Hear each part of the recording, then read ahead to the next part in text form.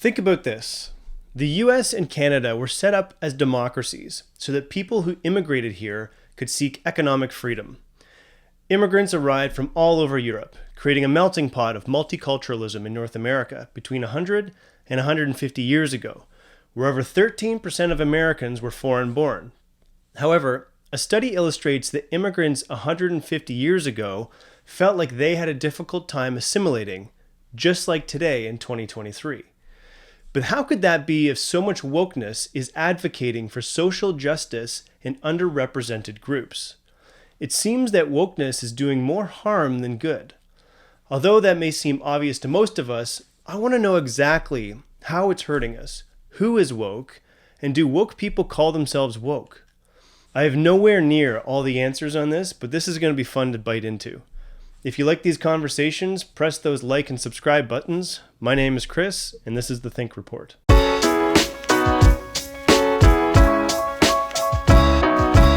Okay, in a previous episode, which you can view by clicking the link in the upper right, I explained that I tried to run a survey to determine how much of the US population believes that men who transition to women are indeed real women. But I was denied because the topic was considered politically sensitive. I'm still working on that, by the way. This is a great example of the failure of our culture to seek fact-based information. Our culture has decided that we need a greater reliance on people who have an expert authority in the cause rather than an expert authority in the facts. That's an important distinction. For example, we've known what men and women are since we first acquired the ability to know anything at all.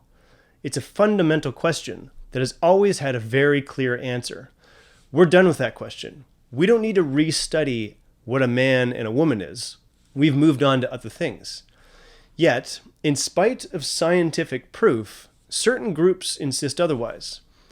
We explored that topic in a previous episode, which you can watch by clicking in the link in the upper right corner. In a study by Columbia Journalism Review that evaluated the quantity of data courses in journalism schools illustrates that only 50% of journalism schools teach data analysis. How are we to expect quality data-based journalism if we aren't educating our journalists on how to do it? In addition, according to the Journalist Review, 1 in 4 journalists surveyed rarely or never seek out peer-reviewed research to learn about their topic. 25%. That's a lot. To make things worse, another study from Technical University of Denmark shows that the global attention span is narrowing. So to get this straight, journalists who write articles aren't educated in how to conduct data-based research. The articles that are written aren't qualified with the research, and the people who read them have a shortened attention span. This leads me to another study by Stanford that most students can't tell the difference between real and fake news. What? Is that not crazy? What are we doing to ourselves? It's no wonder that everyone is so uninformed. So, if wokeness is a heightened awareness of social injustice, but the articles we read aren't based on facts, and we can't tell the difference between fake news and real news, how do we know where the social injustice is? So what damage is wokeness doing? Trying to correct social injustice is generally a good cause. However, there are areas where wokeness has gone too far. I think there are some easy things to point at. The first way that wokeness has caused us damage so far is with dishonest conversations about trans people.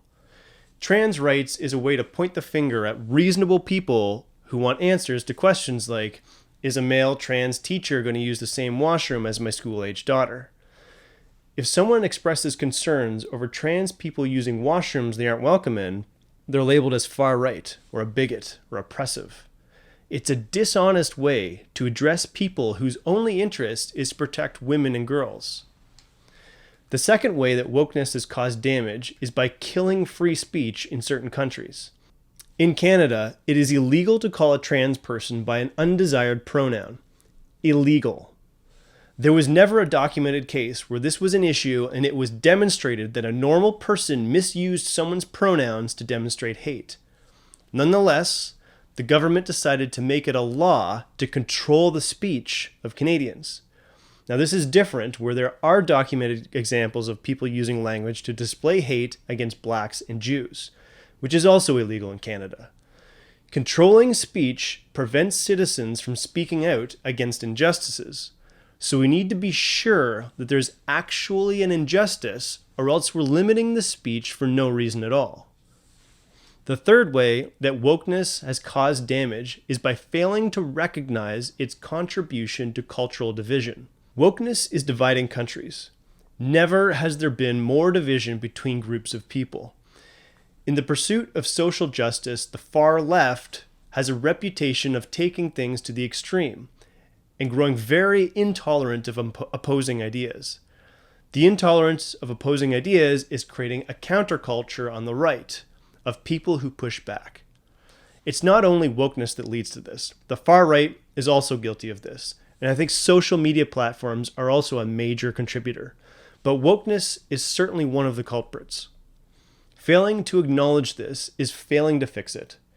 We live in a democracy where people will have different perspectives. Our democratic political system was designed knowing that we needed to ensure that everyone has an equal voice when electing our leaders to create policy on our behalf. Being intolerant of opposing perspectives is probably our biggest flaw. The fourth way that wokeness has caused damage is by villainizing men. The Me Too movement started in the right place by coming to the defense of women who had been sexually abused by criminals like Harvey Weinstein. But the movement has pivoted to a social garnish that hates men. There's no definition of toxic masculinity and no research to prove that there's any difference between toxic masculinity and someone who's just an asshole. Yet, in spite of the lack of data, research, and any comprehensible thought on the subject, men are villainized and labeled as sexist and supporters of the patriarchy. It unfairly villainizes men and young boys. If boys grow up thinking that they're a plague on society, what do you think that does to their confidence? The fifth way is that there seems to be an infinite number of ways to insult people. Members of woke culture seem to find an infinite amount of things to feel hurt or insulted by. It's like they look for ways to misinterpret something or take it out of context, just so they can feel victimized themselves. They're too woke to joke. Meghan Markle has a podcast where she took a 1-second clip from a Jordan Peterson talk with Camille Paglia about how crazy women can't be controlled. Said, well, men are going to have to stand up for themselves, but here's the problem. I know how to stand up to a man who's unfairly trespassing against me. And the reason I know that is because the parameters for my resistance are quite well defined, which is we talk, we argue, we push, and then it becomes physical. Right? Like if we move beyond the boundaries of civil discourse, we know what the next step is. Okay, that's forbidden in discourse with women. And so I don't think that men can control crazy women. I really don't believe it. I think that they have to throw their hands up in it's not even disbelief.